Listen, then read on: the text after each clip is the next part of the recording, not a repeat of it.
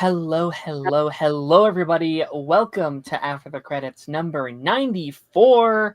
Slowly inching our way to numero 100. We're joined by not Taz here today. Taz has taken a bit of a vacay. He said, "Sayonara, bitches. I don't watch this show." But we have a very special guest. Darth Bunyan's back on the show, ladies and gentlemen. Darth, how are you, my friend? How's it going? It's going very well, thank you. I hope you're doing well as well. Definitely been a minute. It's been a minute. Yeah, it was kind of 0 to 100 of just like streaming with you every week to then like 6 months of nothing. But It's been that long. Well, let's see. Let's just say I am March, not good April, with time. May, June, July, August, October. So 7 months, I think, give or take. Wow. Give or take, whatever. But how have you been, my friend? Welcome back. Thank you. Yeah, I've been working hard. 6 days a week I'm on, which is why I don't have much time for much else. Of course, which makes a lot of sense. But I'm glad that we were talking about this inside the like preload. We had so much fun during well, not like you were kind of my the like Boys Universe guy for a while. We had so much fun in Gen V season 1. That was kind of the like foundation of this show. Like the first 2 shows we ever covered was Loki season 2 and Gen V season 1. No, it was season 2 of Loki and then Gen V season 1, and then we had a lot of fun with The Boys season 4. And I think at this point I kind of have some like mixed feelings on that season, but I still had a hell of a good time talking about it. And I was like, gotta get you on for at least one of these episodes for season 2 of Gen V, which has been building to The Boys season 5, which comes out next year.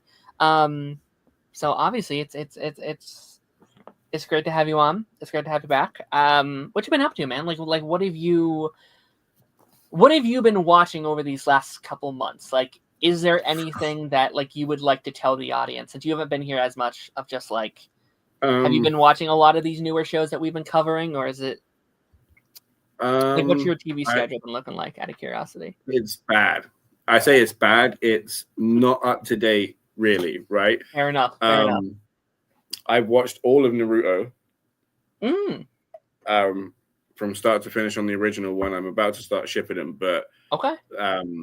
I mean, that's a big accomplishment. That's a long show. It is. It is a very long show. We talked about Severance, didn't we? A little bit, yeah. I haven't watched that recently, no. I watched Fantastic Four. Big movie. Loved it. Absolutely loved it. I watched the Superman movie. Loved that. Very, very good. Thoughts on the Thunderbolts, honestly.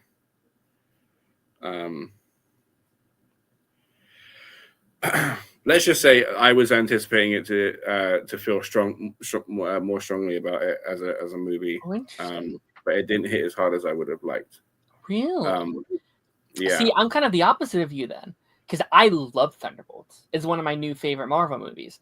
I was not as strong on Fantastic Four, so we are swapped in that area. That's because I am all up in Fantastic Four.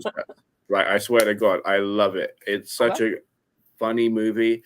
And honestly, I want to say like the most concise. Like this is like the whole argument I've had for it. It genuinely just shoots straight through everything you need to know, the universe that they're in, where they are, like how they got there, like everyone's motivations for all of the movie. You know, it was phenomenal. Sure. And the post-credit scene with the car seat. Yeah. Touch of class. Absolute touch of class. That's my kind of humor. Just like a whole bunch of nonsense while everybody just subtly talks over each other, and then while one person's getting like really angry at the back. Especially when it's like such a well-melded family, you know? Yeah. I'm very interested in the new Phase 6, the lineup that we have. It's obviously very Spider-Man and Daredevil heavy. It's interesting, to say the least. Peacemaker Jesus Christ. Okay, sorry. Before I get to that, the Thunderbolts, right? It felt like it was on the precipice of doing what it wanted to do in being like a focus on depression and how that can affect you. Do you know what I mean? It's just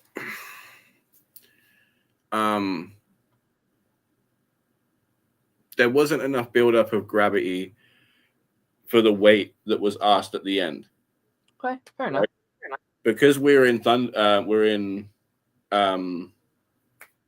Sentry's mind. Do you know what I mean? Yeah.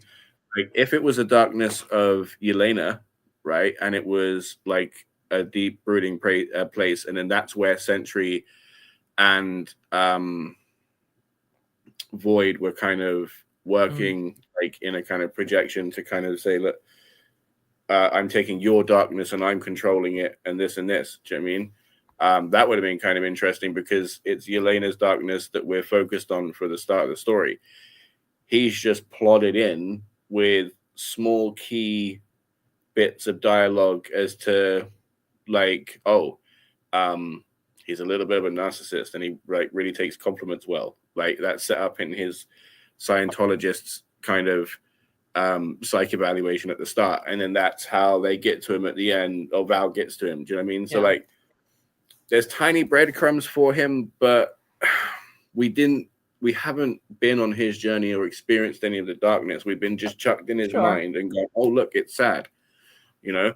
And I understand that, like, yes, that could be said for. I'm sorry, I'm just taking over here, but like, like you don't know from Adam on the street, like whose darkness and who has darkness or what their darkness is and how they feel and how they're dealing on it on a daily basis.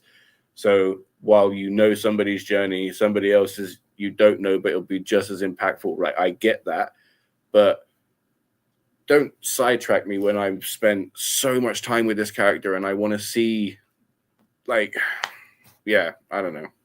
Fair enough. I think it really did work for me personally, but I will say, like, it's not without some faults. I do think that second act could have been expanded on a bit more. There are some character threads where I'm like, I wanted a little bit more from them, or I wanted a little bit more from them. And then like that third act again really works for me. But yeah, I mean, I definitely get what you're saying, right? Maybe it could have used an extra little push to get to the finish line. And sorry again. I'm so sorry, right? But Bucky as well. How on Bucky I needed more of, yeah. That was my biggest problem. He even agrees to this whole goddamn New Avengers thing, right? When him and Sam are boys. Do you know what I mean? They're bros. Like what? No. There's no way he would agree to this. There's no way. Just because he was awkward on a stage for 5 minutes. There's not a chance. He fell in his lap. It was really one of those like. No, but the second there's any contention, he goes, "Well, hang on a minute. My guy's right. He is the leader of the Avengers. The fact that we're saying we're the New Avengers or whatever, a bit of a, you know, let's just, you know, like anything. Like, I need to see what that conversation looked like, right? Because it's all hearsay, like, because they have talked, right? Like they have, there's been a conversation about that. How did that go down? Also, how much bonding has he gone with this team off screen? Because that was like 9 months later. So it's like, again, there's a lot of missing context that I'm scared we're not getting, right? Because like my pitch would be, I want another Captain America before Avengers to tell this little story that I don't think Doomsday is going to have enough time to tell. Like we're not going to. No. Like, I want more from this that I am not going to get. I know that, and especially the fact that like the way they're setting everything up with like the conflict in there, it just feels like we're at the end of Civil War before Infinity War again. Do you know what I mean we're treading really familiar ground, and I don't like that. I would actually like. I actually care more about this than Doomsday. Like, I would actually be really into this if they told it. If they were like, okay, this is the story we're telling, but it doesn't seem like that's the case. Like, and like that's my concern. That would be my big thing. Of like, I'm just worried about Doomsday as a whole. There's a lot they got to do there. There's a lot of characters and a lot of storylines. Some haven't even been announced yet. Like, here's you know what's funny? You know, oh what? I do have a gripe about the Fantastic Four. Okay. I spent that whole movie waiting for the Thunderbolts post-credit scene that never happened. Oh, sure. Yeah. I was sitting there going, well, like, there's 5 minutes left, guys. There's 3 minutes left, guys. Yeah. You got to really wrap this up and get in the rocket. Like Doomsday. I think that's Doom. I don't think that's them in the rocket. I think that's Doom that stole a ship or something. Wasn't it their music though? It was, but it's their ship. But like, I think that's a misdirect. I think like Doom stole the Fantastic Four ship or something. I don't know. We'll see. Again, more of that Doomsday has to cover. So we'll see how they do. But let's tackle some comment section here. Thank you guys, everyone who's tuning in and talking. Appreciate y'all a whole lot. DH1 says, liking the clean-shaven look, Darren. Thank you. Shaved it just a couple days ago. It's already growing back. It's already slowly coming in there, but thank you very much. Jeffrey said, OMG, Dark Bunyan is back from his vacation, and now Taz is taking one. Yes, Taz said, fuck you. No, he didn't. Taz will be back next week. We have some fun things coming along the pipeline. Not really pipeline, but still works here. Harrison James, buddy, said hello. Hope everyone enjoyed their weekends. We did. I'm actually on a vacation this week from work. I have 2 paid vacations I get every year. This is one of them. I don't have a trip planned. I'm just hanging here at the house, watching some shows, playing some games. It's been fun. So I have a good week, not just weekend. It's like a week of just like whatever, I guess. Jeffrey said hello, Harrison. I still have to finish Naruto Shippuden. It's funny because Liam showed me the end before I even started the whole show. He literally showed me the finale, and he's like, "Right, did you like it?" But yeah, spoilers. Sometimes that's how it works. It's like you have to like see someone else watching it or to see a certain point of it to be like, yeah, I guess I'll watch it. Yeah. There's so many shows I see on TikTok, so I'm seeing these big moments where I'm like, all right, fine, I'll watch it. Whatever, I'll do it. DH1 said Naruto has been on my anime to watch list for a while now.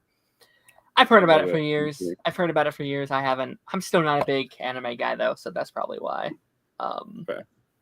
It's a good one to get in to start with. I watched not recently. It was in the spring, but I watched like 15 episodes of One Piece, and I said I'm gonna watch this every day until I'm done, and I haven't watched it in months.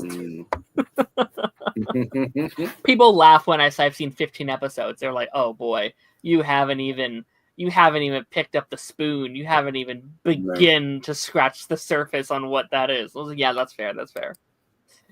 Harrison said, Naruto, my first anime love. Also watched all the OG and Shippuden. Very nice. How long is it all? Like how long is that show? 600 odd episodes all together with both shows, I think. Wow. If not more. Crazy. Yeah. DH1 said, have you watched Peacemaker season 2 yet, Dar? I have, and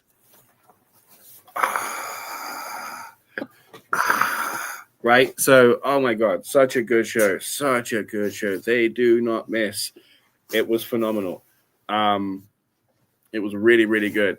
Every actor that came back brought it in really good. I was a little bit nervous about what's his name? The guy from Creature Commandos. Flag? Flag, yeah. Forgetting his real name, honestly, which I feel bad about. Hey, there's my baby. Hey, baby. Yeah. Hi. Because do you remember we said so they're either they've either got to beat the dance or just forget the dance and then just have like an acolyte title intro where it's just like and I think they topped it. I think they did really well. Oh my God, the fact that they had is it Tim? Not Tim Miller. Is it Tim Miller? Tim Meadows. Tim Meadows. Yes, thank you. Yes, Tim Meadows. Absolute genius at his craft. I swear to God. To the point, I Googled whether bird blindness was real. In Trowbridge, it's 12 degrees and partly cloudy. Tuesday. Okay. Hey, Google. Cloudy. Thank you for that. You are, as always, very welcome. She's so sweet. The Alexa has returned. Okay, but like, do you remember all of the talking that we did over the Flash movie and the rebirth of this universe? Sure. Yeah. Right, and the fact that like he was like, fans are gonna struggle. We're not gonna make it like a whole multiverse thing, right? Project number 3. He literally gives us a whole multiverse with like the Nexus in it and like the Project 2, Superman. Do you know what I mean? It's like, I mean, say what you want about Creature Commandos. Creature Commandos is also kind of like alternate timelines, right? It's like alternate futures and like what may or may not be. You know what I mean? So it's like, and we still don't really know what that means, right? Like I feel like we ended that season being like, wait, what was that? like why did we? Like they never resolved any of that. Maybe season 2, I don't know. But yeah, I kind of had a love-hate with the season of Peacemaker. I loved a lot of it. A lot didn't work for me. Really? I'm fascinated to hear about that. I know we got to do Gen V. I'm fascinated to hear what didn't work for you, because I got to say, I didn't like, none of it didn't work for me. Fair enough. Which I'm happy about. I love that. That's what you got. Not that I want to like pick apart what you want to say. I just want to. I'm really curious. I think every episode I kind of came out of it. And like, in fairness, I think James Gunn as a director has always been a bit of a... I love James Gunn. There's also some of his humor doesn't always work for me.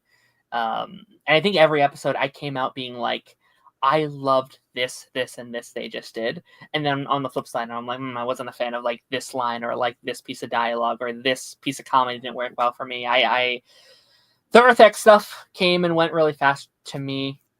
I feel like that's a world I didn't want to spend time in Earth X, obviously. It's a Nazi hellhole, obviously. But I think if you're going to do Earth X, I wish they spent a little bit more time on it. Felt a lot of things that didn't feel fully realized, in my opinion. And I wanted to fully embrace the story a bit more. Or at least a tease that we were going to kind of go back to it. Like, I was expecting there to at least be a tease about Keith. Because Keith is still out there. He's on the other world.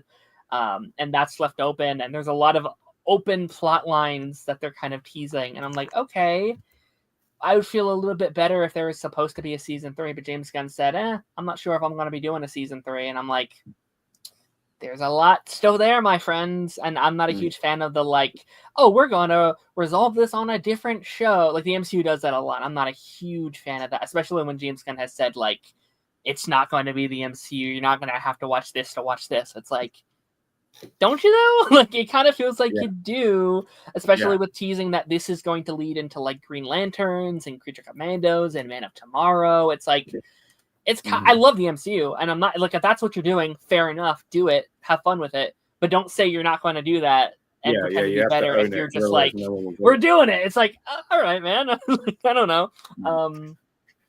But it wasn't a bad season. I didn't come out of it being like, fuck, like there's people who are like, fuck James Gunn, this is the worst finale of all time, and like I don't agree with all that. But it's been an interesting couple weeks for sure. All right, let's go through the rest of the comments and then we'll jump into our main topic here. Keith says interesting. I don't know what the context of that was, but he said interesting. Harrison said, oh, nice, gotta love a staycation. Home vacation, love it. And Comfort of Strangers is back. Great to see you here once again. Baby. I wonder why they're here today. I wonder. Nothing's different. No, it's good to see you back. Harrison said all the character emotions worked for me. Everything else I have criticisms of. I think that's kind of where I'm at. Like, I love the character stuff a lot. I think that's where this season really thrived for me. It's just some of the main story stuff didn't quite land in the way I wanted, but. Oh, really? Did you have struggle with like Rick's motivations? I liked him until that final episode. I liked that slow burn we were going towards. And I did feel like in the last couple minutes of the finale, it kind of jumped to like level 10. And I maybe would have liked, I don't mind him being there, but I wanted a little bit more of a slow burn, being like, now I'm evil and you're trapped on another world. It's like, whoa, buddy, all right, this is a lot, but I don't know. I don't know if I love Rick Flag as a whole in general, though. Like, I don't know if I'm like, oh boy, I can't wait to see more of Rick Flag. Like, I don't know. Especially since like we teased so much stuff with like Rick Flag Jr. Like we introduced that version of him on the other side. I was like, oh, that's going somewhere. That like they're going to end up meeting, and and we kind of don't touch on a lot of that stuff. But maybe that's me expecting too much. Like maybe that's me being like, I don't know, like a WandaVision thing where like they were supposed to do this when they were never supposed to do any of that. I don't know. Yeah, I don't like. I get like why you wanted to see that, but Peacemaker was already doing that. Do you know what I mean? Like with his grief, he was already seeing his brother, his dad. So it would have only been like mirroring it and doing two of the stories, like repeating itself, kind of. Sure. Secondly, I don't think Rick Flag Sr. would have taken anything positive from it. Like his son is a bitch in Nazi land. Do you know what I mean? Like there's no way that like it's only in the face and like that's only going to haunt him. Like there's no positive outcome for him seeing his son. That only adds more for him to work through. And if anything, would just have made him more combative. Yeah, I don't know. I guess I wanted anything with Rick Flag Jr. Like we go through the efforts of bringing him back, and obviously a lot of that is the flashback stuff, right? With Amelia, like that was a big part of it. But then we reintroduce him in Nazi land. It's like, holy shit, okay, where's that leading? And it doesn't. It kind of just stays there. It's kind of just a bit for the sake of a bit. And like I think a lot of those Nazi characters, I just wanted more of. I wanted them to go a bit further, which I'm fine with if it was setting up another thing, right? If this was like, okay, we're putting a pin in this, we're coming back next year or something. But right. So the other half of that is like I agree, but like how to say this without sounding dodgy, but like once the horrible people have completed their goal, they have two options. Well, I say completed their goal. They haven't like completed their goal, but like it sounds like they've, if not completed it, they're very close, right? So do they A, stay super zealous, militaristic, and just find a new enemy, or do they go back and become what you saw? Sure. Yeah, I don't know. I think, and then we'll wrap this up here. But like, I don't know. I think if you're going to introduce such a big storyline as Earth X Nazis, I did want a little bit more of a light on it. I think especially, I think this right here is my biggest criticism with the season. I don't think they did a good enough job at telling me why Nazis are bad, or like showing why Nazis are bad. We know Nazis are bad, obviously, but outside of just there not being a group of people there, it seems just like a normal place to live. You know what I mean? It looks just like, oh, it's a, a nice little whatever. Yeah, but that's exactly my point. Is Nazis aren't out here eating like the heads off bats and holding heavy death metal concerts. Like they are just normal people with horrendous views and like are disgusting on the inside. Do you know what I mean? But that's not to say that like their outside like represents that as well. But I would argue culture is fundamentally different, right? Like they mention like Spider-Man and a lot of this kind of stuff where it's like that wouldn't exist if the Nazis. They mentioned right? Spider-Man? They do the like Spider-Man point meme, be like, we just did Spider-Man. It's like, oh yeah. And I was like, well, that wouldn't exist and a lot of this stuff. And I guess my biggest problem is like you would have comment sections, and I know terrible people are going to say terrible stuff. That's not new, but like you have people being like, oh, I want to live there now. Like, this is the perfect world and I want to be there. And I wish they just did a better job at like really hammering in that like this shit is not tolerable. You know what I mean? Like this is, especially in the world where we currently live in, where it's like not that far off in a couple of years' time. I don't know. I gotta say, I'm very glad that Adebayo didn't make it to any camp. You know, because like that would have been like the only reason for them to like visit any apart from Liberation. Do you know what I mean? Yeah. And this is like the 11th Street kids of Peacemaker aren't about that kind of life. Do you know what I mean? If this was the Justice League and they accidentally popped into Earth X and killed their counterpart, the first thing they're doing is going and attacking those camps, right? But this is a very different group of people. And I get what you're saying. Like up until the turn, it was shown to be like this glittery, glamorous place. But then I agree, they didn't do much. Do you know what I mean? In the way to show, like they set up a lynch mob for Adebayo, which was horrific. And they had Judo Master just saying being anything different than what they prefer is dangerous. I mean, that was literally it. And I agree, they could have done more. They genuinely could have done more. But you gotta remember, it's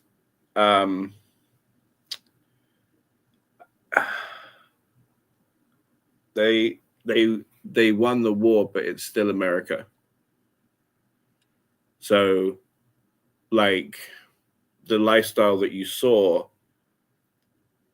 is still kind of to be expected. Do you know what I mean? Like, unless there was like a massive cultural revolution where they were bringing Europe over, you're still going to have.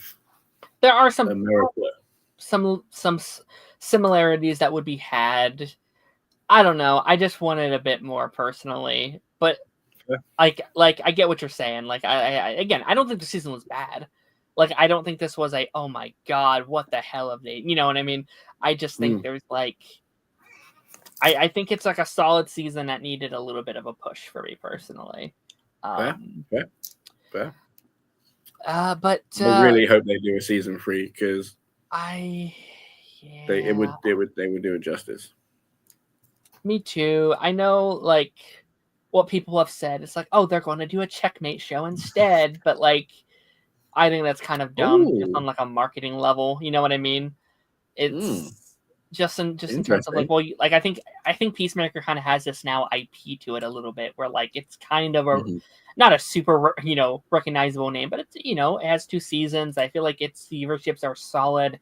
I think being like it's the same show but with a different name with a more ensemble cast. I would just do Peacemaker season 3, and you can just do everything you would do in Checkmate in that personally. But we'll see. We'll see what happens. We'll see what happens in Creature Commandos because we hear that's going to have something to do with this, and the Lanterns is supposed to do stuff with the stuff they did at the end of the season, and blah blah blah.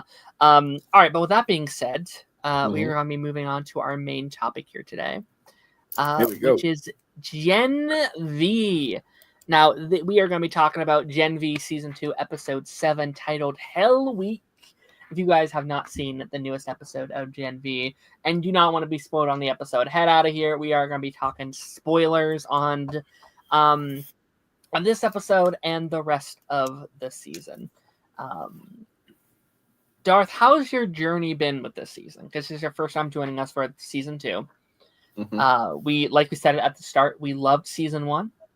Yeah. I think you may have liked season 4 slightly more than me in terms of the boys, but like we at least enjoy talking about that season for sure.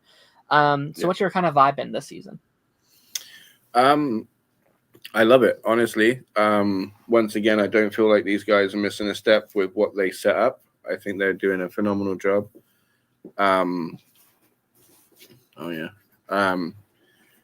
Great addition with Cypher.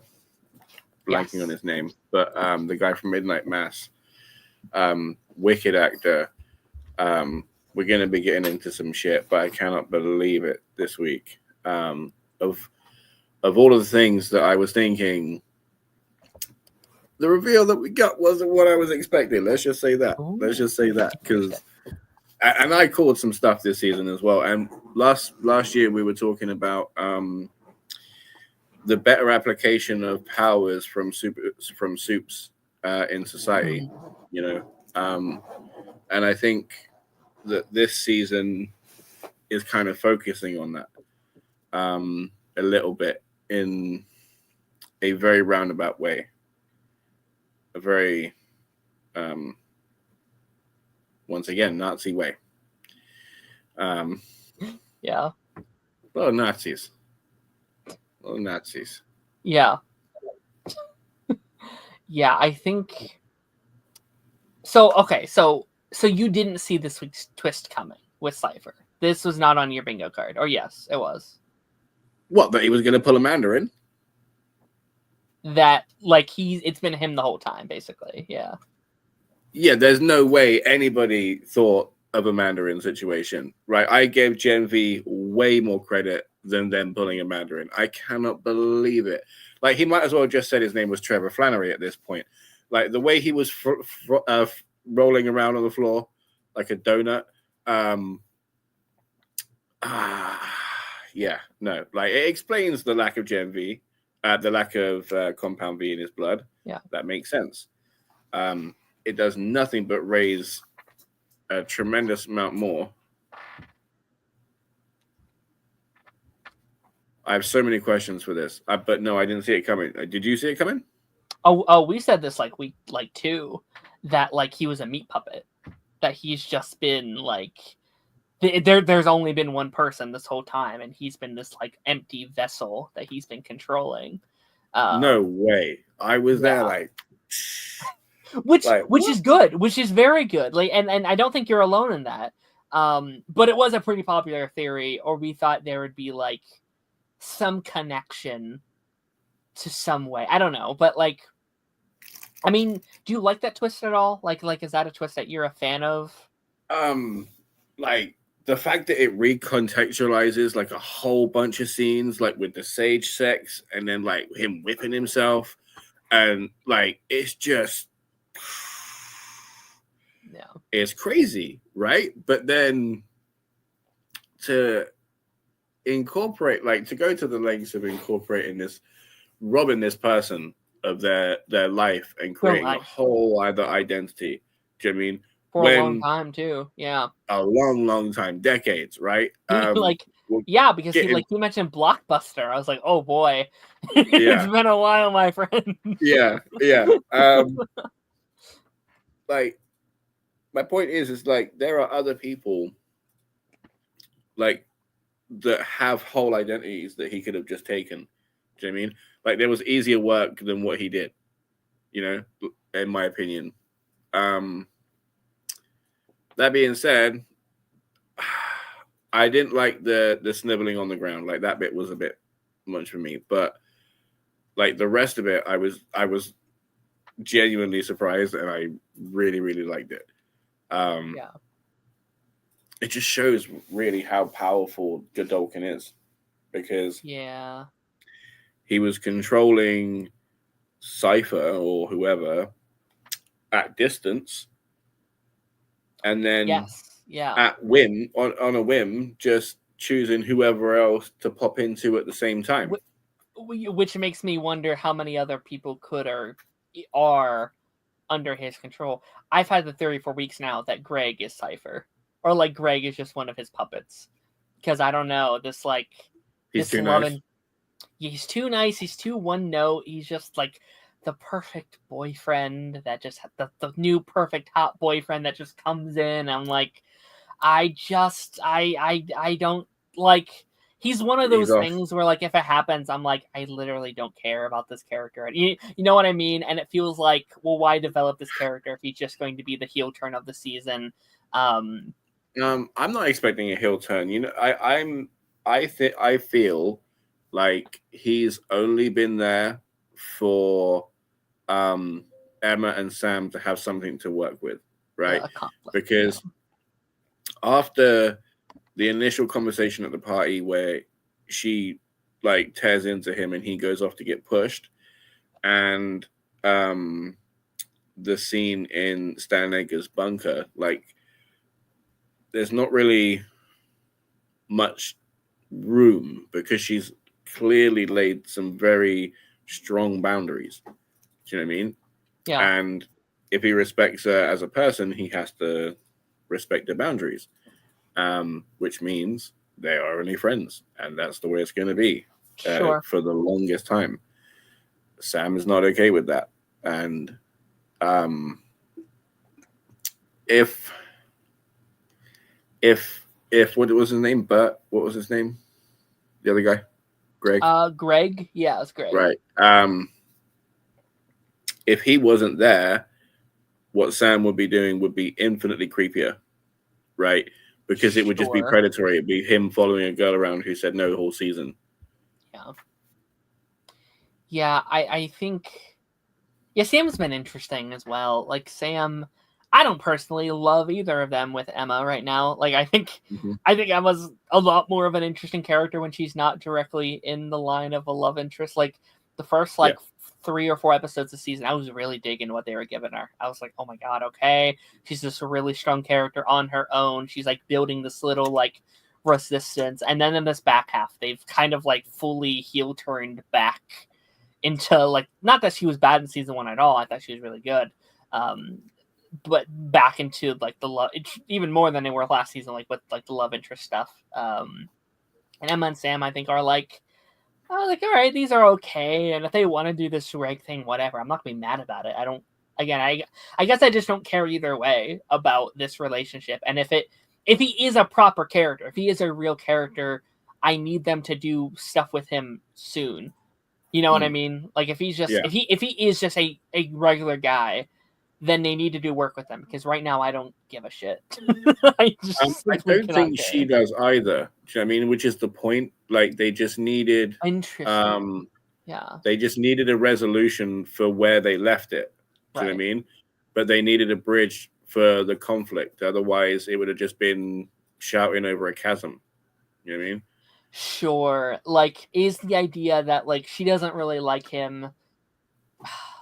He's just hot. Is that the idea, that like he's just hot new guy in town, and she's trying to get over Sam? And she's all about the resistance in my head. Sure.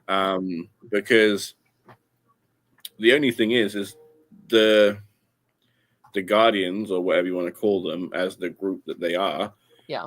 There are a lot of strong personalities and a lot of loud voices, and she is not the loudest in the group. And there's only a few instances where she breaks through over everybody else's, you know? And I think that's just kind of been the case for the last few episodes, is that everybody else's thing has been bigger. And I would like to have seen or will see more with the resistance, but we've got like one episode left. I mean, they're in the same. Yeah, and it's not. It's not really a resistance like yet. At the end, it's like right now it is kind of just like 3 of them just doing shit.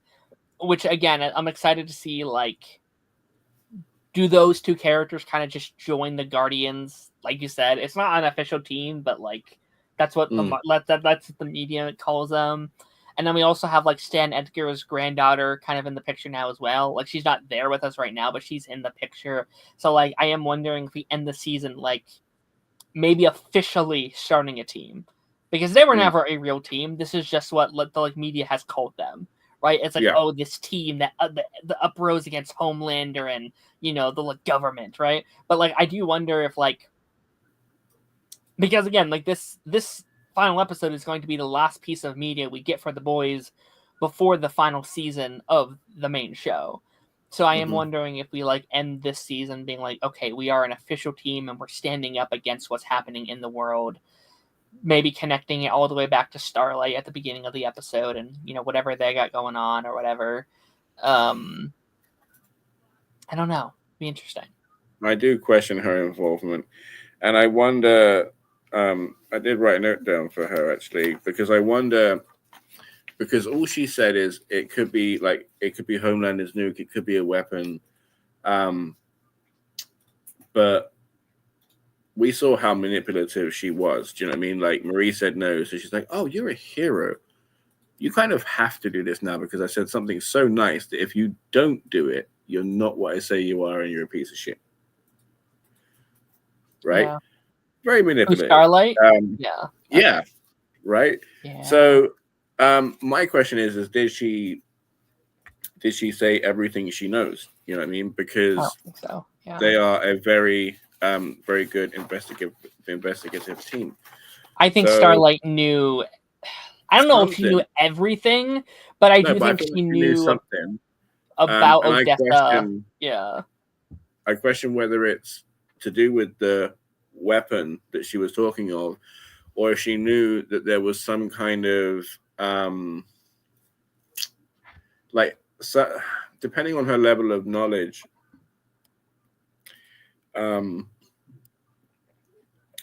if like the design of soups and the bettering of soups and the healing of soups, like could she have wanted some of that journey to heal Butcher?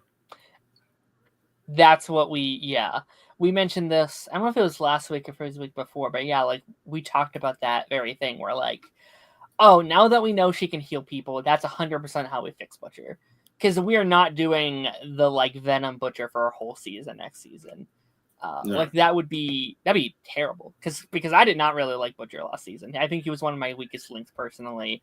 I didn't like the Venom stuff. Yeah, like they are 100% like.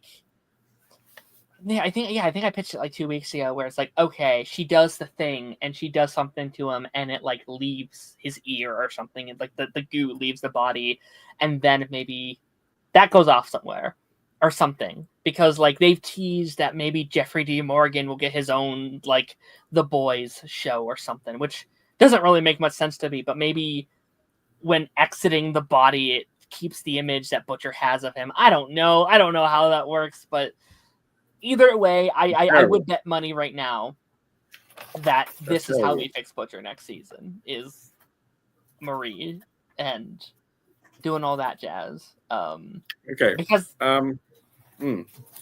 So sorry. No, go ahead. I just want to kind of get like a timeline down, right? Because in the 1940s, Godolkin was I'm assuming 20 to 40, right? How old would you say he was in the first scene when he had the gray hair? Maybe in his 30s. I mean, should we go off the actor? Like, how old is that actor? Let me see. You gotta think, right? He was apparently right-hand man and best friend with Frederick Fort, right? And both of them had their own thing, right? Because you had Fort and he had Stormfront, right? And he says she was the first, right? But I am struggling to pinpoint when precisely Godolkin got powers, right? Because if he had powers prior to the fire, when he sat there banging on the door, that was pure bullshit, because he could have controlled everyone in that room to stop what they were doing. Yeah. Okay. So I looked it up just because I was curious. Again, this doesn't mean anything, but the actor is 33 years old. Ethan Slater is 33 years old. So I could see mid-30s to early 40s when that scene took place, or whatever. Has to be would say early 40s, right? Because in the 40s they're supposed to be renowned geneticists for the Nazi Party, right? That's so then, though, yeah. Huh? That's how old the actor is, not the year. Yeah.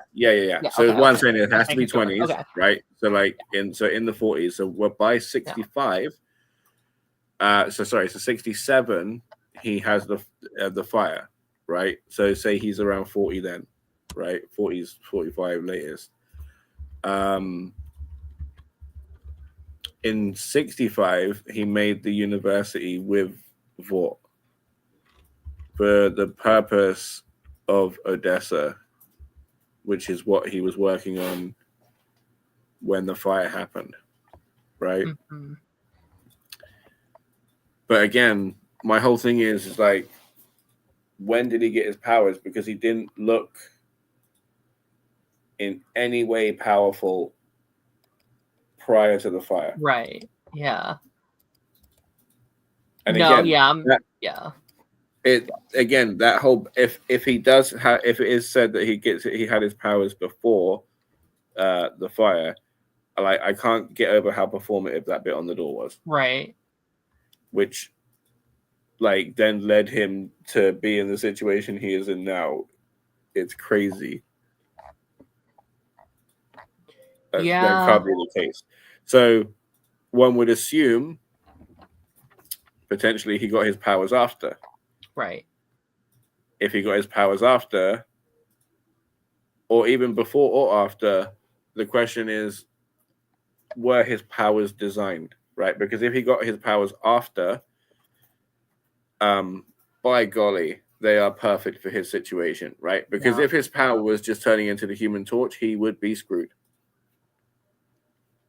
Yeah. Right?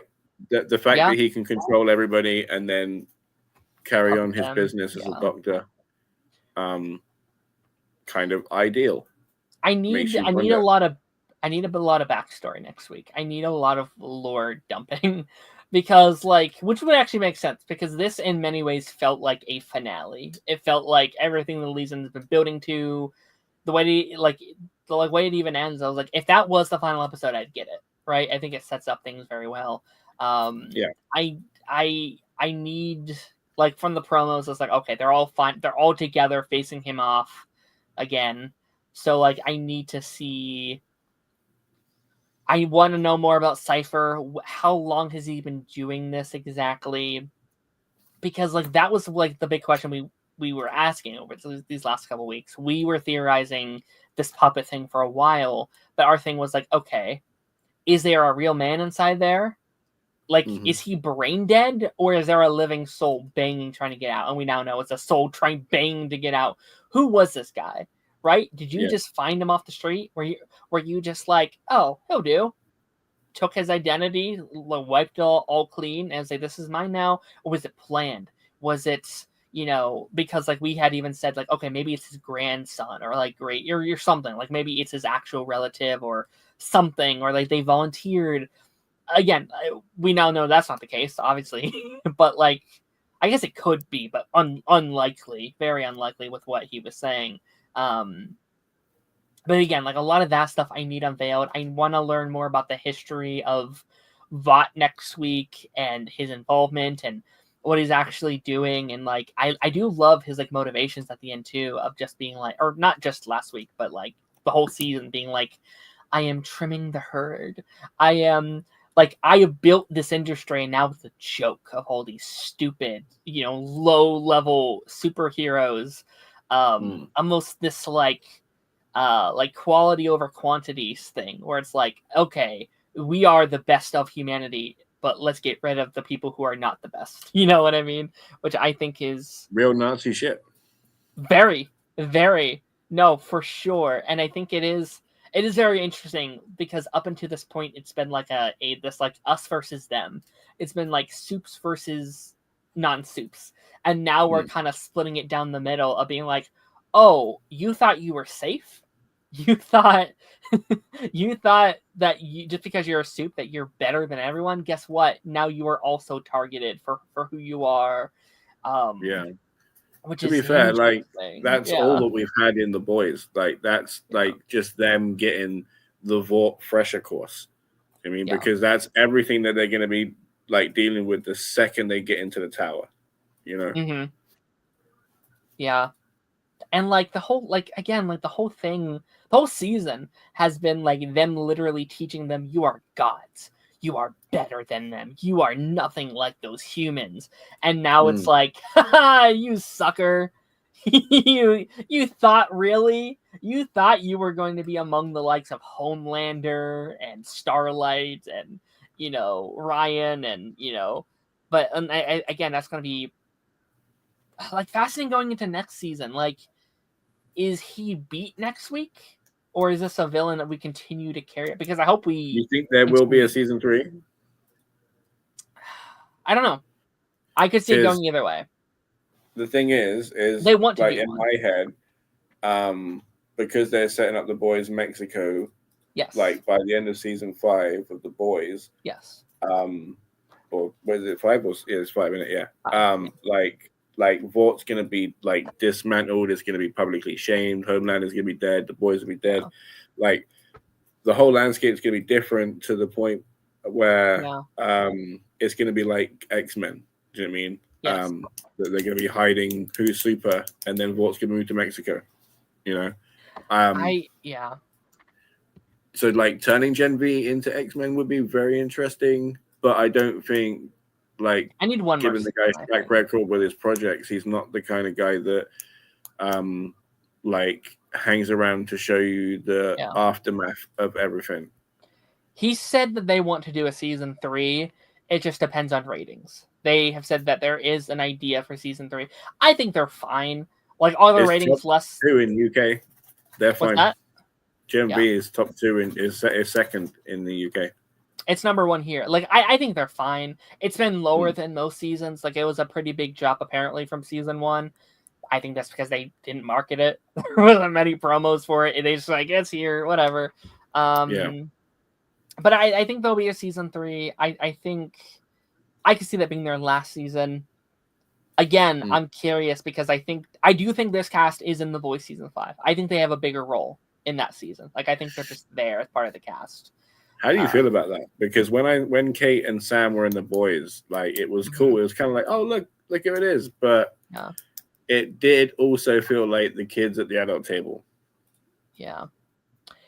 At the time, I didn't like it because it was cool to see them, but I was like, oh, they've kind of ruined them a little bit. Like now they're just these unlikable douchebags. But I like what the season did with it, where they kind of view it as like, well, what were they supposed to do? They couldn't just say no to Homeland. You know what I mean? It was like, join in with them fully, or I imagine die, right? Like Homelander would have been like, all right, fucking laser your head out. You know what I mean? So again, like this season's done a very good job, even with like Polaris and some of the stuff we've seen from him, which we'll talk about him in a minute.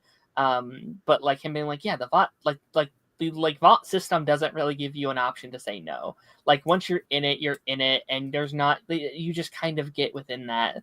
And I like there's a commentary on that this season where it's like, sure, did they make the wrong choice? Yes. Is it all on them? Maybe at first, but it got out of control at some point, and now they're with us and stuff like that. So I Be Flying says, I'm almost certain there'll be a season 3. I think there'll be one more season. I guess it depends on what it looks like if I want more than that. Because I think you either have to A, have it be setting up the final season, or B, like what does Gen V look like without the boys? Does it go in a completely new direction? What does this world in general look like after season 5? Because we don't know. Is VOT still around? Is VOT still a thing? Like we know Homelander probably won't be around, Butcher probably won't be around, but like where's Huey at? Where's Starlight at? Where's the Deep? Where's A-Train? You know what I mean? Like there's so many questions. Well, that like in my head, I think Homelander is going to kill the president. So yeah. What do they do with sleepers after that? Right. They talk about them putting him in the military, and then he's going to come in and kill the president over a territory dispute or a pissing contest, or what you want to call it. And then they're going to have no choice but to ban soups. Yeah, that would be kind of interesting. Because I think what we may be building to is maybe a rebuilding of VOT. Like I think VOT as we know it has to either change or be done. But then there's going to be a power vacuum, which is what is very interesting to me. Because we got Stan Edgar. Stan Edgar's over here trying to get back power. We have Sister Sage, who is doing something. She's doing something. I don't know what she's doing. And then now we also have Gedoken, who is back fully as himself. And now we have all these other, even Marie is powerful enough where I'm like, obviously she's not going to lead VOT, but like, what is she going to do within this new regime of everything? So it's like there's a lot. Like I think there's gonna be a power vacuum on who takes control. Even Starlight, right? Like could Starlight be kind of thrown into the mix of trying to rebuild? You know what I mean? So like I think there's a lot of. Again, I need to see what season 5 does first before I throw out all these theories for what comes after, because I don't know what they're going to do. Make us some space. Look at that. I know. I'm saying make us some space there. That should be fine. Sorry, I'm helping my cat out. I'm a cat defender. No, you're good. It is crazy because like I was like wondering about Godolkin's motivations, right? Because he keeps talking about like the Nazi stuff, but then is that it? You just want to have like super soups, but then to what end, right? Because like he's talking about a war, so he's just gonna have either enslaved people or he's just gonna have Homelander level people just wiping out the whole planet, and then they're just the ones that are left, and then he's just gonna just start trying to make like a super world, I guess. But then the question is, why would Sister Sage be interested in any of that?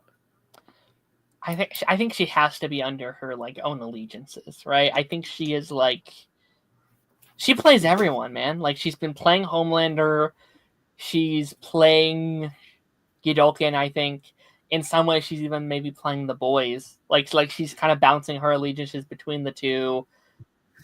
Again, I would not be shocked. She definitely wants to watch the world burn, right? And doing it like just having one giant Superman with a weird mummy fixation and milk fixations.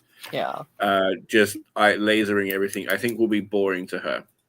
Do you know what I mean? I think she wants to see the world tear itself apart, not have one man just throw his toys out the pram. Yeah.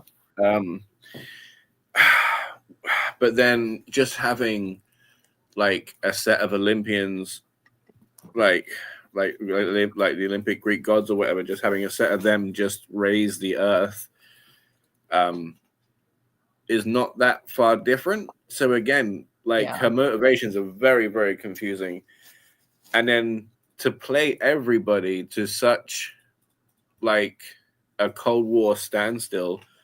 Well, and she's not even doing that, to be fair. What she's doing is she's putting the heat under everybody, right? And she's putting them all on a boiling point. She's putting Homelander on a boiling point. She's putting Starlight at a boiling point and putting them against each other. She's putting a Godolkin at a boiling point and setting him off against not like soups. And then what would her plan be if she, like with the virus? Because if she's going for key devastation, all she needs is that and a tweak of it to make one for humanity. Yeah. I don't know. Like I feel like every time I talk about her, I think about the like Adrian Chase quote from Arrow, where it's like, I'm 10 steps ahead of you and don't even know what game I'm playing yet. I think all I know is I think she ends season 5 on top. If that's in the head of Vought or if that's just in her own means, because I don't know what her plan is yet. I don't know what she wants yet, really. I feel like I am still yet to meet the real Sister Sage. I feel like almost every time we see her, it's a front, right? It's this is the me I need this person to see at this moment, right? She's always playing people. It's always this false narrative. So like, who is she really, and what does she really want, and what is her game, and like what is she trying to get? And it's all so fascinating to me. I would not be shocked if she's the like next main big bad of this whole universe, right? Like, again, we need another Homelander eventually after the main show ends, for either for Vought Mexico or Gen V season 3 or however long that show goes for. Like, you don't necessarily need a big bad. I mean, that's true, I guess. Like you could like just the misconception that you are the big bad could be enough. Sure.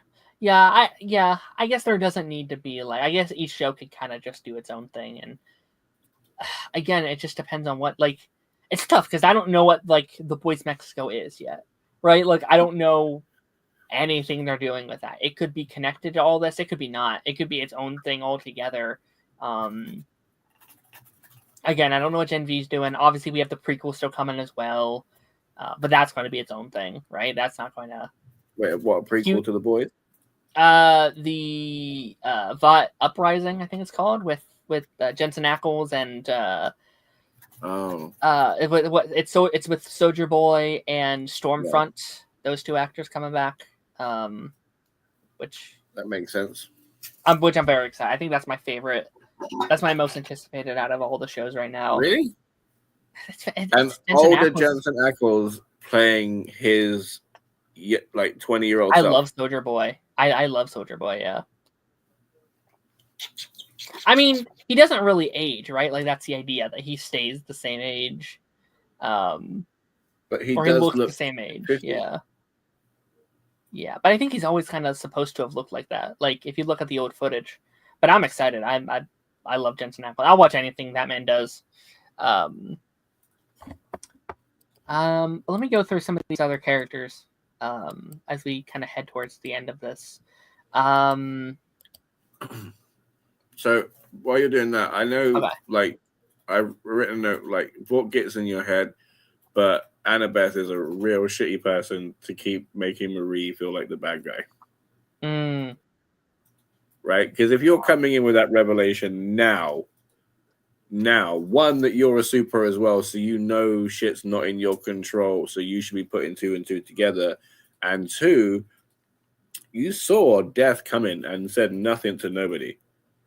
Not even I'm really just. You mean like to the parents? Anybody, like anything, like, and as well, yeah, because they would have known, like one, like having, like they would have put 2 and 2 together because they would have been on watch. Do you know what I mean? For like anything out of the ordinary. So then, yeah, I think things could have gone a little bit differently if everyone was just open about it, Sure, I mean, sure, and like, but then, sorry, as well, just to keep doubling down every chance she gets to keep Marie the bad guy, and to just hate you and just like keep her in care, keep her out of your life when she's trying to reach you, not responding to the correspondence. You know what I mean? And then, like, the second she saves your life, you're like, okay, yeah, maybe I'm a little bit, like, not as picture perfect as I might seem, I think in her defense a little bit. I think the original, because that was a big reveal this week, that she saw her parents' death and she didn't say anything. In fairness, she was like 9 at the time, and that was the first time something like that seemingly ever happened to her. I assume she probably doesn't have the assumption, oh, this is really it's probably just a bad dream, right? It's probably just like I don't know. I have bad dreams all the time, and I'm not like, yo, mom, you just got ate by a goat today. Be careful around goats. It's like she wouldn't assume that, right? And I think the stuff. Yeah. I had some frustrations last week with her at first, where I'm like, you son of a bitch, don't say this. This is not her fault. But also I'm like, okay, she just came back from the dead, and now she's a criminal of the state, and they're on their run. And like, she was having a rough day, so I was like, okay, I'm gonna let it go. I'm gonna let her have this. Is she sometimes a little unlikable? Sure. I know, but it's been the whole time they've been separated. Like, she's been actively keeping it that way. Yeah. At the cost of everything to Marie. Her freedom, her sanity, like, to help her grieve, you know what I mean? To help her move on, to help her have her family. Like, Annabeth sat with her perceived family, or what is her family, because she says it's her family, right? So she's fine, she's calm, but you're pushing somebody away just to have a bad guy in the situation. Mm-hmm. Yeah. And they're suffering because of how you want to feel towards them. That's fair. So, okay, so is your thing that, like, she should have reached out to Marie sooner instead of holding on to all that baggage? Okay, fair. 100%. Fair. I mean, again, that's the logical thing to do, right? That is the best thing to do. I can also understand there's being a lot of confusion around it. Like, but do you remember episode 1, season 1, right? Where she's leaving Care and she's like, you cannot come back here, and any kind of shit, you're going straight to like some psychiatric place where they're just going to lock you up, and it's going to be hell on earth. Like, do you remember like how opposed she was to stepping out of the line? Like, we are where we are, but she was trying to be so like down the middle as to not offend or disrupt anything or anybody. On the threat of just never seeing daylight proudly again. You know? All because of her sister. Like, again, I'm not saying she's made the right decisions, but like, you know, neither of them have made all the right decisions. I think feelings are complicated sometimes. I think like she's had this like, I think the aunt was probably one of the biggest things that held her back, because I bet that aunt has been in her ear every day being like, she killed your family. Like, she is, you know, like, don't contact her. Don't do this, dude. Don't do this. Was that the right thing to do? No, the aunt seems like a piece of work. The aunt is the one where I'm like, no, like, that's clearly, that wasn't her fault. She didn't purposely murder your sibling. That wasn't her purpose. I love that. That might be my favorite line from the whole show that we had this season, where it's like, I was just a girl who had a period. I did not do any of this. This is on them. And they gave us this shit. Like, I love that stuff. I definitely need a season 3, like, for them alone, because I definitely need to see them be a functional family for at least a little bit. Because like, they haven't had a true moment this season to just be like, hey, you know, like, what's up? Like, can we talk about this in peace, I guess, after, because like they had that moment, what was it? Not last week, but the week prior, but she had just come back from the dead. She's processing all this. Like, her sister is not in a good place to have that conversation. I think that's fair. After having your like throat slit and reuniting with your sister, and then you're on the run, and then you're at a stranger's house. You know what I mean? Like, they have not had a peaceful moment in weeks. So, I don't know. I need more from her, though. Speaking of feelings and functional/dysfunctional, how do you feel about Jordan Lee and Marie, and the fact that Jordan struggles to say "I love you"? I love them together. I think they're some of my highlights of the show. Jordan has been interesting this season, though, because he does, like, they do kind of feel like they're just kind of in the mists of everything. Like, they are just kind of a supporting character for Marie this season. The I love you thing's interesting. I guess I haven't given it much thought, because like everything else going on, I guess it feels like almost like it's under the back burner. That is interesting. We have that moment, though, in episode 3, where it's like, I love you because I don't know what's going to happen, and if this could be my last moment to say it, so I do love you. But then there's that trust that keeps getting broken, which is interesting. Like, you left me before, and then they had the bit this week where like, well, you left me again. Like, she promised she'd be there, and then she left me again to go do this. And will that have consequences? I imagine what Marie does this week is going to have consequences when she hurts the crew by lifting him up by the blood. Like, that's just as bad as what Kate did last season. Which she was going to have push them again. Which I think that's the worst bit of it. Not that she did that, because I think that could be forgiven. But she told Kate, hey, if I do this, will you do this to them? And say, whoa. You said, like, that was your main thing this whole season, was condemning her, and now you're going to let her do that too. Like, that, that I think is going to be hard to come back hold it over her head as well. Like, real shitty thing to do. Yeah. Which I get it. I understand like she's been through a lot, and I understand. I actually really love they don't just like forgive her instantly. I like that there's some consequences to what happened. Like I said, I'd like the start of the season. It's like, okay, maybe by the end she'll have a redemption. It's like by episode 4 she has it. Like they don't spend much time on it, but I think it makes sense that like she would understand what she did pretty instantly and how that was wrong and how she made the wrong choice and how she instantly sees the way of the Vought. For season 1, they didn't really know what Vought was. They were just kind of like, some of them did, but it was all a facade. And then once they were in it, they were like, oh shit, we made the wrong choice. But now how do you come back from that? Yeah. And they could have easily been like, episode 2, all right, they're all back together or whatever.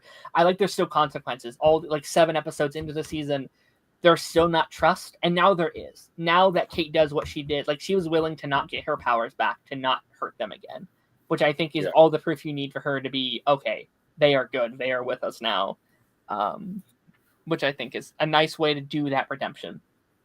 Like, I think it could have been a lot sloppier under a different writing team. In my head, like, I kind of said, like, I feel like Jordan needs to either commit and say I love you, or they should probably break up. I mean, because if they're on 2 different roads,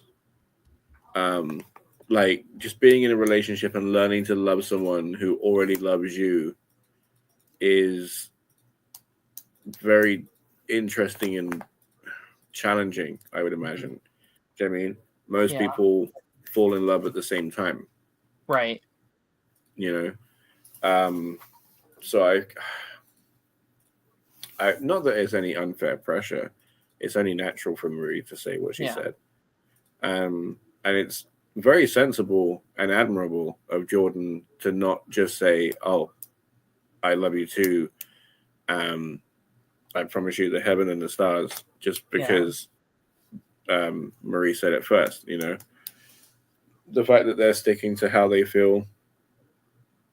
I couldn't applaud them enough. Yeah.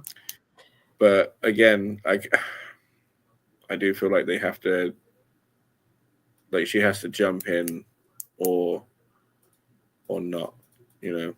And given how Cypher's been bullying her all season about her insecurities and indecisiveness. Yeah. I wonder, because that's the real challenge, isn't it? Is whether she can, like, because she keeps saying I'm there and she stands there and fights. But in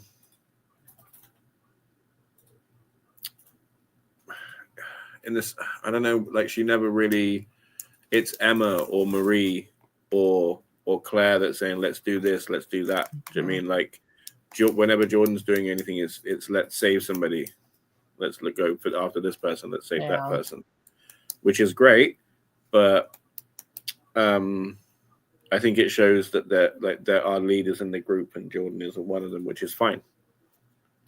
Yeah, I do really like their back and forth. Like, I think it makes a lot of sense for Marie to fall instantly for Jordan. This is her first ever real relationship, it seems. She's never, I think she's always looking for that love and that connection that she did not have because of what she did. So it makes so much sense to me that, like, she would instantly be like, I love you. This is how I feel, and I'm sorry if this comes sudden for you. Where Jordan has found nothing but dishonesty and distrust from everyone she's probably ever, had in her life. Like, her parents kind of threw them aside. And I think with her powers, there's always been this bit of like, who am I? Who is Jordan at their core? Is it this side of people that look at me, or is it this side, or like, who am I? So I think someone being so confident in their identity and being like, this is how I feel, it probably is a struggle being like, is this how I feel? Is this who I am? Is this what I want to do? And I like that. And especially someone who keeps leaving them. And it's probably like, okay, if this is how I feel, should I feel it? If you're going to keep disappearing on me, if you're going to keep kind of abandoning us to do this thing. And obviously there's a reason to do all these things. Now she's hurt you. She's she has this ability to just strangle you on command. Is that who, you know what I mean? So I think there's a lot of like very complicated feelings, a lot of very complicated emotions that come out of this. And again, like, where is it going? Like, where is it leading to? Which again is why I'm so fascinated to see, like, what is season 3? What does it look like in the new regime without a Homelander, maybe without a Vought? You know what I mean? Like who are these characters when maybe it's a little calm for a while? And obviously it won't stay calm, right? It's a TV show. There's going to be a plot. There's going to be something that comes up. But like, I don't know. I don't think we really. Interesting. Like, because they're gonna have to grow next season. Yeah. The same as any sure. season. I mean, and I think it'll be interesting to focus on everybody else. I mean, because like Emma as the character is really leveling up, and I think like she's like a mini, you know, and I think she has like a lot of potential to do good, and a large amount of good once given the right means and the platform to do it. You know, now that Andre sparked that fire in her, I can only see it getting bigger and brighter. You know what I mean? What that means in the world of the boys when it's so violent and there's so much debauchery. But like I said, I think she's like a mini Starlight, and then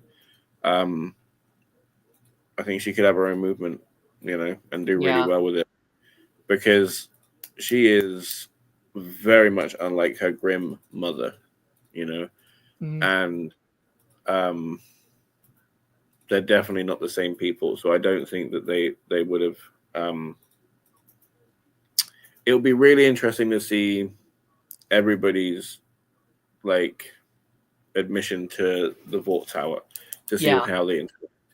I mean, because Polarity and Emma's mother, like looked into the fire, and then they both blinked and just turned around and pretended it didn't exist, and then told the whole world to come hither, you know, and led them towards it, which is crazy, just so that they didn't burn. I have thought about it. I have thought of like, I don't know. Have you seen Cobra Kai, that final season of that show at all? No? Okay. No, okay. There's do you care about spoilers at all for that show? I'm fine. No. Okay. So like that whole show is like, okay, Cobra Kai is bad, it's bad. And then they end the show being like, well, let's turn it into something good. Let's turn it into something like positive. And that has crossed my mind, where it's like, okay, maybe The Boys doesn't end with like destroying Vought. It comes in like changing it or changing into something different. I was like, what if these characters become the like new 7, right? It's like Starlight rejoins the team as the lead, and it's like Jordan and Sam and Kate, and like, what if they kind of make this team and they're the new heads of it, and that's Gen V season 3 or something like that. I don't think that's likely. I think that's pushing the boundary a little bit. Because there's like a whole bunch of heroes, like not even at the university, that could fill the 7. Unfortunately, that would be great though. I genuinely would love that. That would be really, really cool. It's probably too early for that too. Like maybe that's not a Boys season 5 thing. Maybe that's like down the line if we keep doing, you know, Gen V to a point. Like that's how we end Gen V or something. I don't know. It's just me throwing out an idea. Question. Yeah. Not for just for the room, but like, I was wondering, does Thomas Godolkin sleep? Right. And if he does, sure. Like, what happens to Cypher? Sure. Or does he sleep like a cat? And then like he's only kind of like front level napping while the back of his brain still got like the mind lock on, or has he got him chained up in the basement, like, or is he tie himself to the bed like Moon Knight? You know what I mean? Like, what level of preparation does he go through here? I assume there has to be some, like, because he has to take care of this body, right? Like, it's just like anything. Like if he can't just let this body rot. So I assume he has to literally take this vessel to bed each night, but kind of keep. He has to keep control of it still, though, right? Like he can't just be like, "All right, good night, I'll see you tomorrow." He'd be like, "I'm out of here, dude. Fuck this." The controller needs to sleep. Yeah, that's a good point. He can't be awake 24/7. Like that. Maybe you're right. Maybe he puts himself to bed, but he has to like tie himself up before he does so. Like he ties him up and he's like, "All right, good night." He goes back to his brain or whatever. I don't know. Because like, unless like he knocks him out with sleeping pills, right? Because the Trevor Flannery person like was like, "Oh, this has been so long. Since I've been out of this body." Like there was no, like that's the first time he's been awake in a while. I mean, he's got no nightly routines. Could he just say like just sleep for the next 8 hours? Could he like give a command being like sleep or whatever? I don't know. Like Kate. Yeah, just be like, just sleep for the next 8 hours. I'll come back. I don't know. And then I don't know. That's actually a very good question. My other question is, what are his powers specifically, right? Because he said, like, just assume that I'm always watching, right? Mm-hmm. So, like, is he like just low-key in the back of everybody's brains, just surveilling stuff without their knowledge, and he's just in the whole room, but then takes control of the one that he needs? But how is he doing this all from? Because you got to think, there's the big campus building, and he's off down the road in the teacher house bit. You know what I mean? The dean house. Maybe he has to see them. Like he has Cypher. Like if Cypher's like wandering the halls, he could be like, okay, now I'm making that connection to you. And now once he's in that one, he can like spread like a virus. So it's like, okay, now I'm under, just like an example, Rufus. Okay, now Rufus is going to go to his meetings or whatever. Okay, now Rufus sees all these people, and now he, you know what I mean? It's like this virus that goes. I don't know. Like these are questions I do want answered, because there has a big bunch of the season has been like, I see everything. I am everywhere.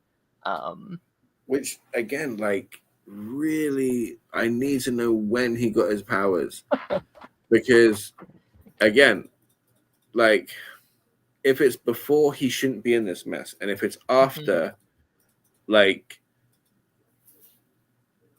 what is the true purpose of Odessa? Because if he can design the power that he wanted for himself, why continue Odessa in the first place? Because you already have the blueprint for making the compound V you want.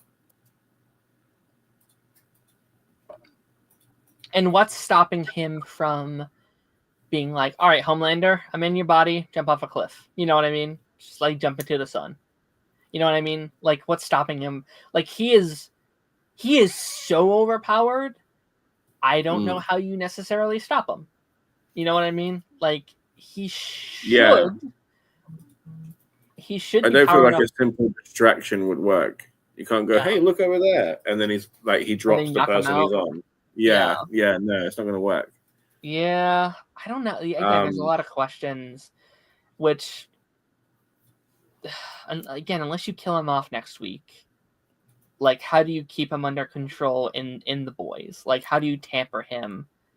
How do you not make the plot go out one episode when he's just like, all right, Homelander, all right, every soup I need under my control. You know what I mean? Like, I wonder how much movement, like, does he have like full movement while he's walking around? Like, could he fight? Could he fight and get 3 people to fight with him? You know what I mean? And then, like, if he's busy over there fighting like 5 different people, that is could you whack a anti-soup collar on him over here? Yeah. I mean, because like in their hallway fight, he was only controlling one person at a time. Why wasn't he literally like, all of you are under my control now, fight polarity? You know what I mean? Like just all game. So yeah, it does seem like he can only do one at a time, which would be his weakness, I assume. Just to be like, okay, like you need a group of people. So we're gonna assume it's 3 then. Like he can do Cypher, and like he'd be himself, Cypher, and then control another and then person. one other person. Yeah, that would make sense.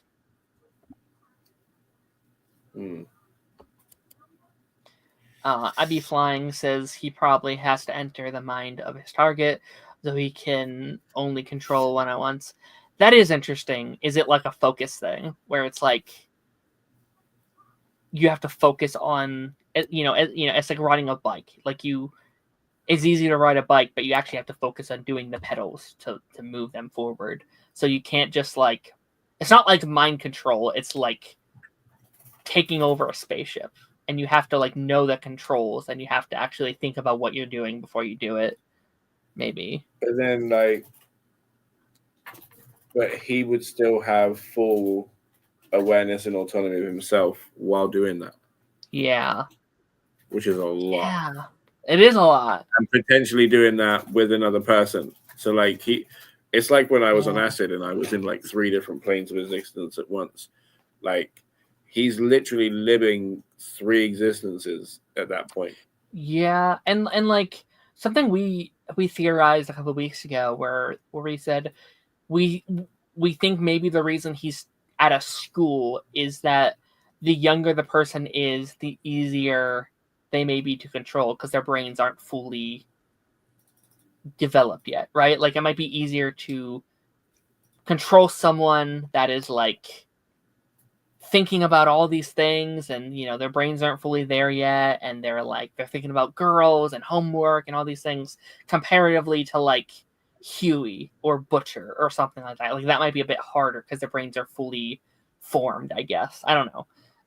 But like that's just a theory we had. Like maybe like that's why he chose the like university to be where he is, opposed to like Vought Tower or something.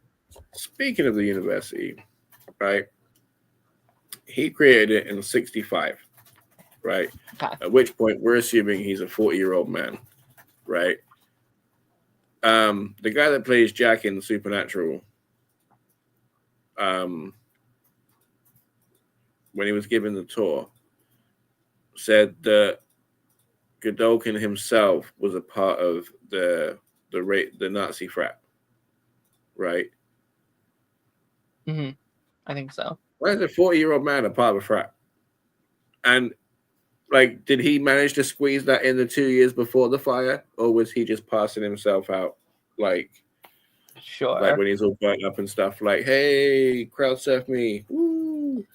I guess under Vought, you can kind of do whatever the fuck you want. Like, you have like the Deep coming back every year to be a part of the little frat like orientation. It's like, dude, you're almost 50. Go home. Get out of here. Like, what are you doing? I wonder how much of this stuff will be in the prequel, though. Right? Like, the prequel is the like rise of Vought and how it became what it is today. So, like, is Godolkin in that show at all? Like, are we getting okay? So it's War Uprising, right? So, like, it's literally, I was literally just doing a bit of reading on it before. So it's like he comes over around the same time as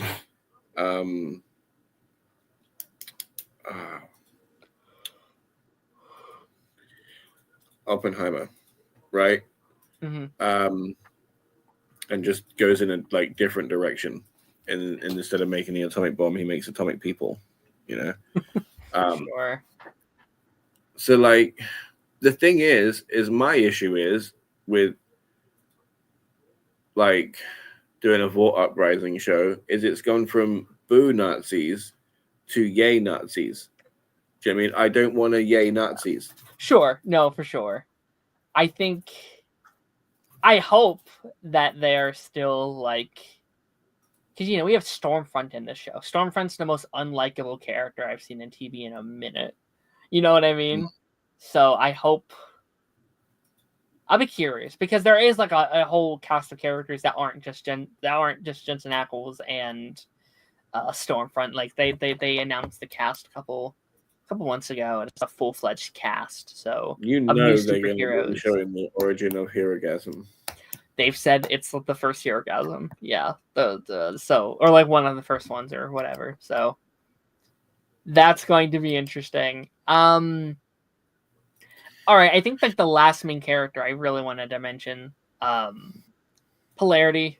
I loved him. We healed him this week, which I think we kind of talked about on here a couple weeks ago of like that possibility.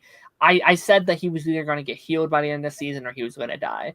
And I am glad. I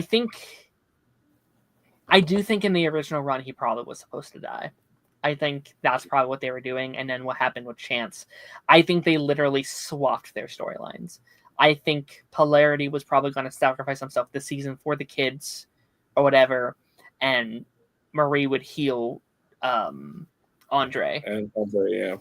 And they had literally had to switch those storylines to fit this narrative. Obviously, rest in peace, Chance, who passed away last year, or 2 years ago at this point. But I've loved him this season.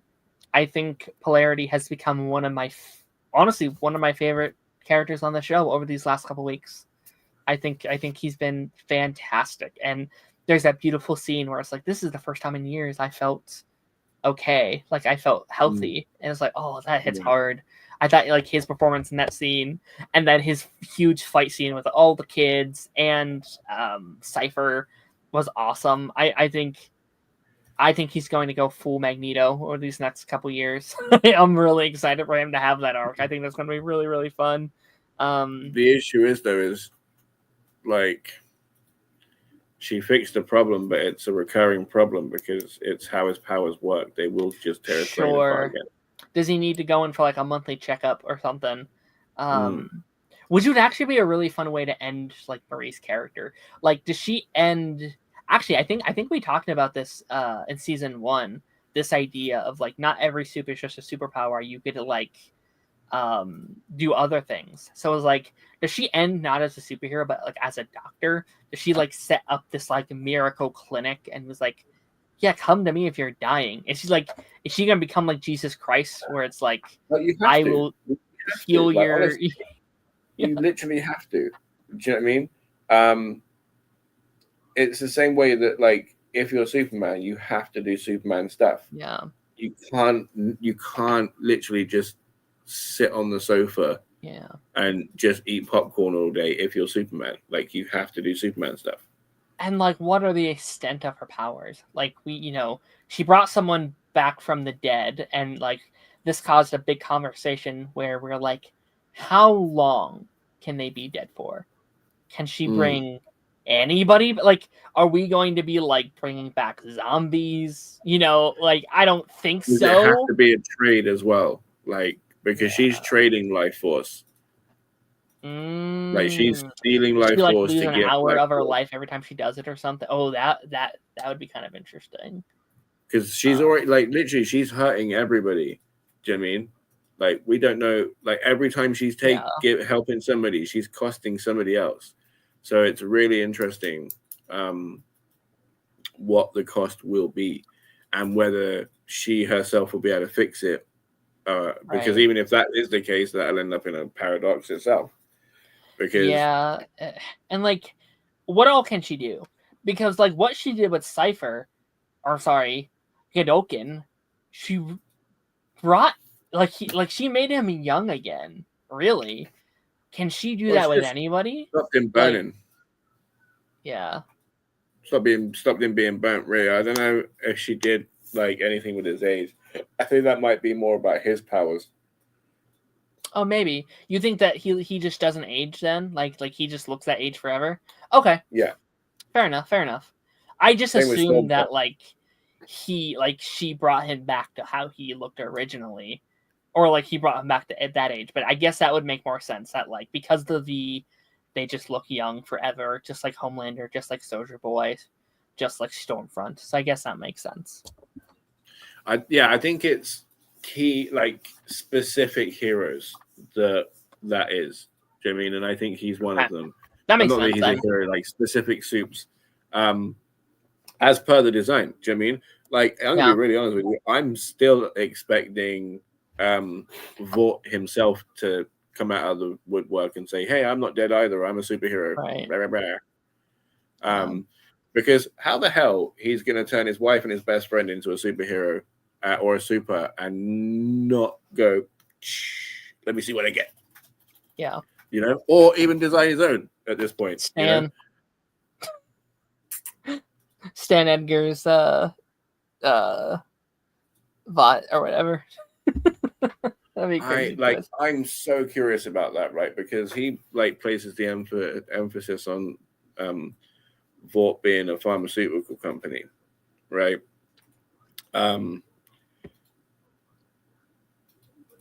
What could he possibly want to do next? Yeah. You know, with the money that they've made, like he could happily retire. Like he could just like hold a position there for a couple of years, get a greasy retirement plan, and then that could be it. I mean, he could just literally say, "Oh, we want to do like over-the-counter medicines now," you know, and that would be in line for what the company is. Like everything else, he could just sell off. You know, he could sell off all of the movie stuff to WB and everybody else that was in league or competition with them.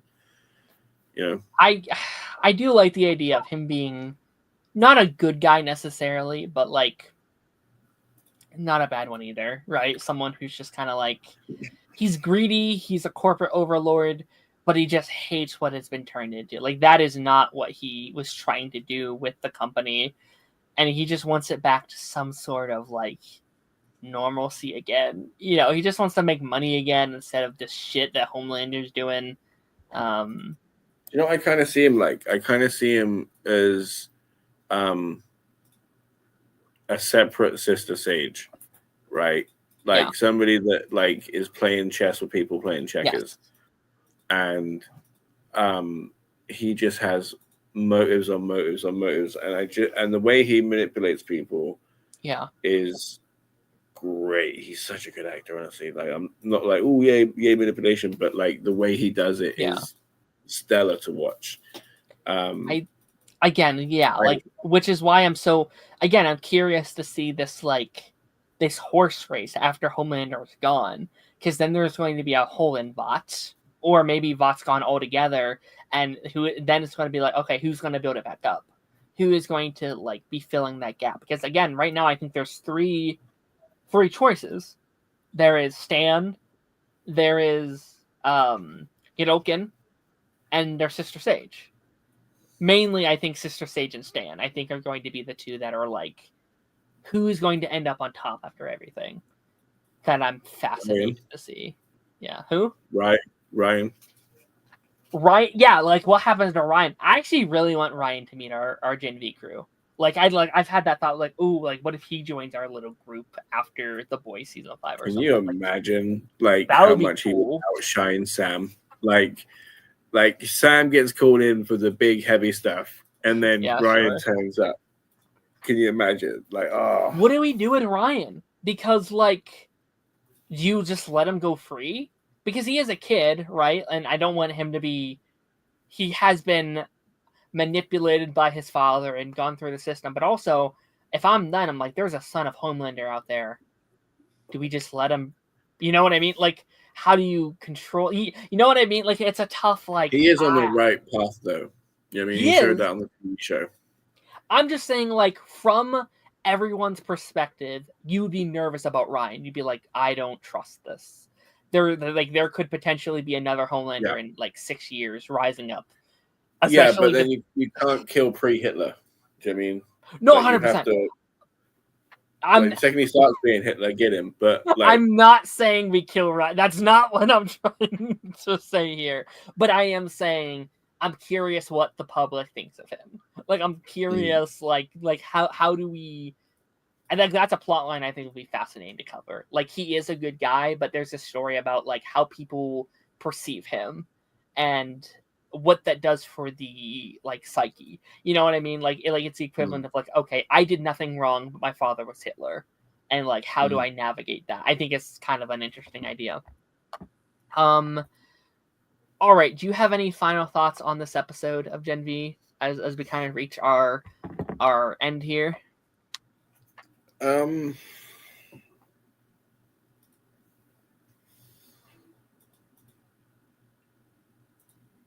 considering the fact that you're talking about Vault Uprising being a show, this could be the way that they set it up. Mm-hmm. I agree. Yeah. Which, if that's the case, I have enjoyed season 2. There have been some phenomenal moments in it. Like, it's been really, really good. Nobody's let anybody down. They've done really, really good. But I question what other storylines there could have been than Cypher. I mean, because I understand that the world is burning in like the boys and stuff, but that doesn't really touch God you. I mean, that much. So I wonder what else could have been told. Yeah. Interesting. But it's very good. It is very good. I did like the reveal. Again, it really made me rethink everything that like happened. When he's spitting in his own face, calling him a weak little diaper baby. Yeah. And he's like, "Oh, I should just end it all now," you know. And he just stood over himself with a fire extinguisher, which is crazy. I know, crazy. Like he almost killed himself, which probably would have been. I would never say this about most people, but probably would have been for the world's benefit if he had done so. And now it's like, oof, I don't know where we're going. I'm curious to see how we wrap it all up. See, my thing is again, like Stan Edgar, right? Because he's like, oh, we could use Godolphin to control Homelander.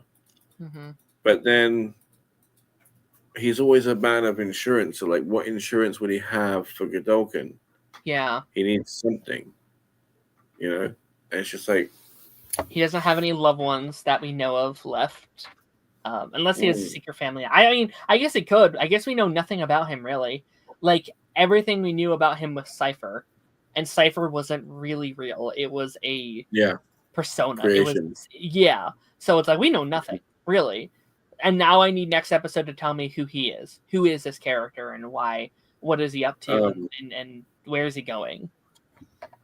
And I wonder how, like, Nazi his superior soups are. Do you know what I mean? Right. Like, is he going to be racist with it, or does he just want the most powerful? I mean, right. Because his whole thing is using people. So just because he's using Sister Sage, there's nothing to say that they are true allies in his eyes. Does he keep like a horrible piece of shit? Like Starlight's one of the more powerful soups we've seen, but she's not against his cause, I assume, right? So does she take her out? Where it's like, no, she's good because she's powerful, kind of thing. You know what I mean? Is it like, like that's going to be interesting as well. Alrighty, we are going to read through a bunch of these comments that we got while we were going through our convo, and we're going to call it a night, I think. Naruto in the chat. Speaking of the show you've been watching lately, Naruto's in the chat. He said, "You see, Netflix is launching amusement park called Netflix House." I did see something about this. I didn't fully read it. I saw they were doing an amusement park. I was like, okay, I guess. Any things you want to see there? Any themed like parks or rides you want to see in a Netflix amusement park? No, but 100% they're gonna have like a whole Squid Game area, and it's gonna cause nothing but arguments when they're playing red light, green light. There's gonna be Squid Games, Stranger Things, obviously. Yeah. I don't know how the IP works with some of those because they like adapting all these things from other companies, but like One Piece would be really cool. Avatar would be cool.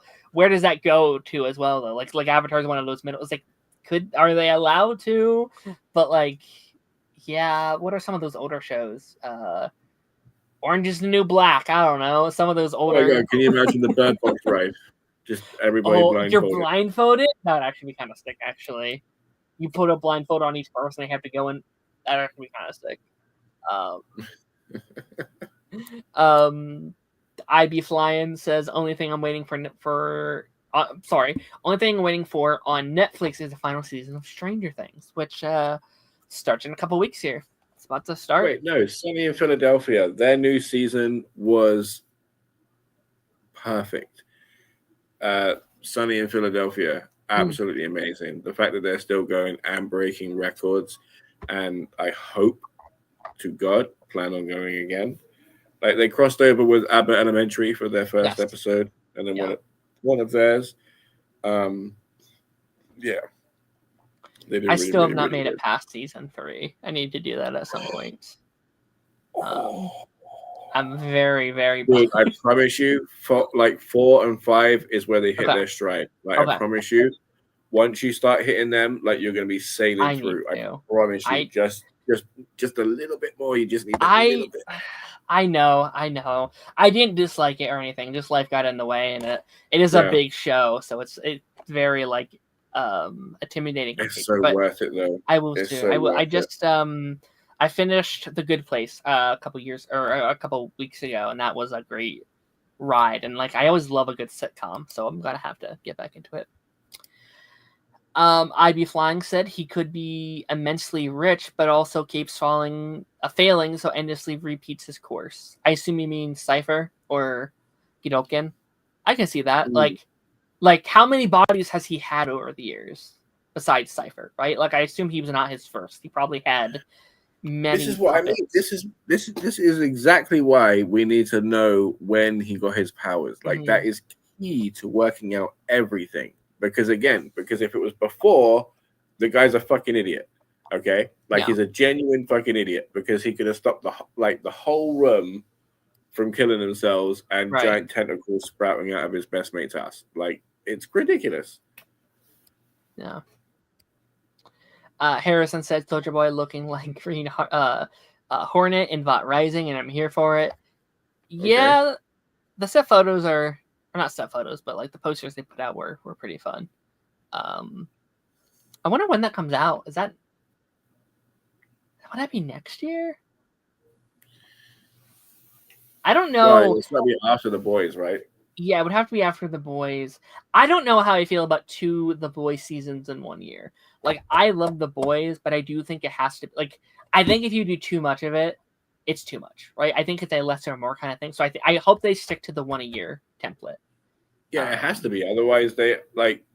because, again, like, at what point do they become what they mocked, right? Because that whole slate that they did, like, last season was ridiculous. Ridiculous. Like, we're going to be here for the next, like, 8 hours talking about, like, 59 projects or something. It's like, come on now.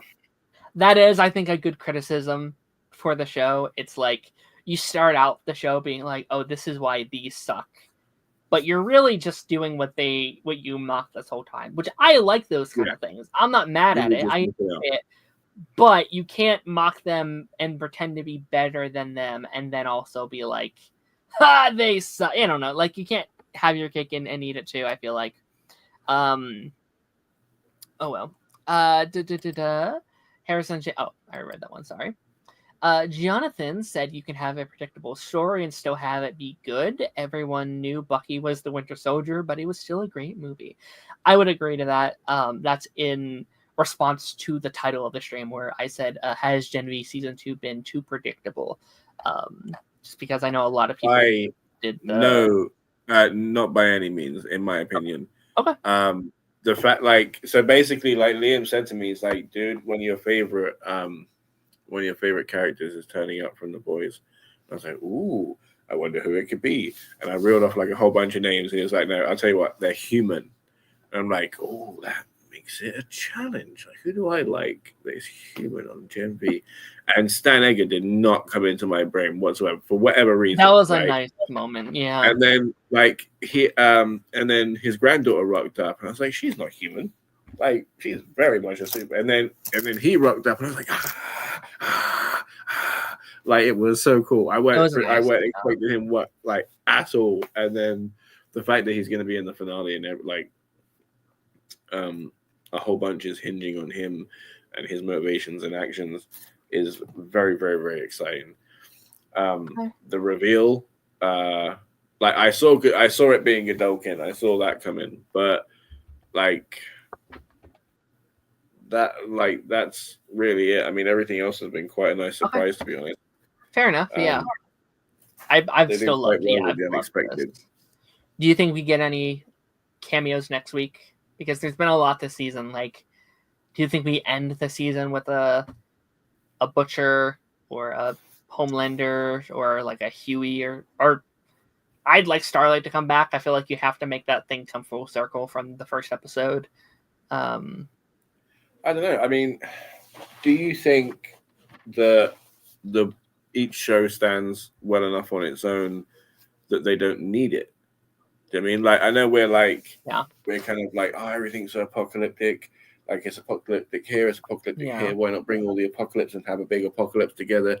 We can have a big hurrah, you know, and then just be like, we can not even dance in the fire. But they do stand well enough alone that you could just have two separate apocalypses. Yeah.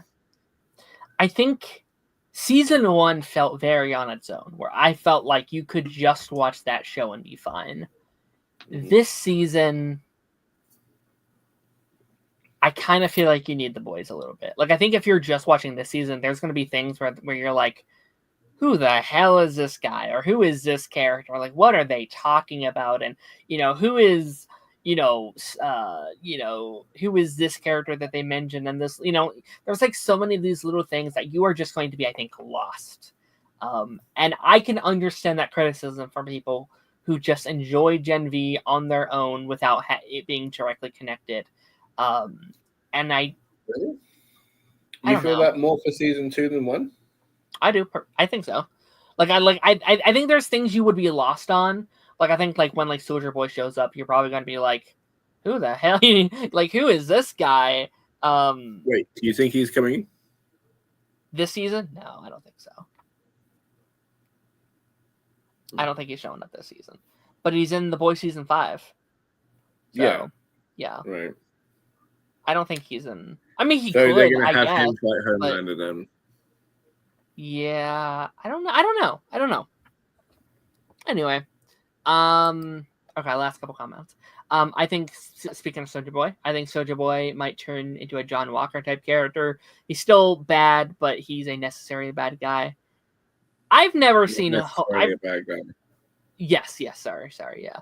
I think I've never seen him like fully evil. He's been more of like, I guess, just a dick, right? Like he was never a good guy, right? He was never morally great, but like, I think comparatively to like, let's ask Mother's Milk that question, shall we? That's fair. I don't know. I just mean like on the scale of like Homelander and Stormfront. Like he but like he was like a staunch racist. He is. He is. Yeah. No. For sure. And like went out on the beat, like just hurting so many and killing so many people. I think he's definitely he's still evil. Bad. He's still no. He is he's still a bad guy. Yeah, I'm sorry. I wasn't trying to like I see what you mean in the fact that he's vulnerable. He is vulnerable, like because like what he mocked Homelander for is exactly one of his traumas about being Soldier Boy. Mm-hmm. I mean, the fact that his dad didn't accept him, called him weak, a shortcut taker. Sure, yeah.